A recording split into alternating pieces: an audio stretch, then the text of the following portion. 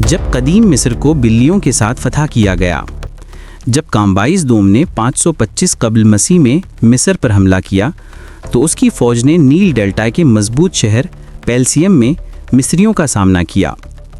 فتح غیر یقینی تھی جب تک کہ کامبائز نے مذہب کو ایک ہتھیار کے طور پر استعمال نہیں کیا۔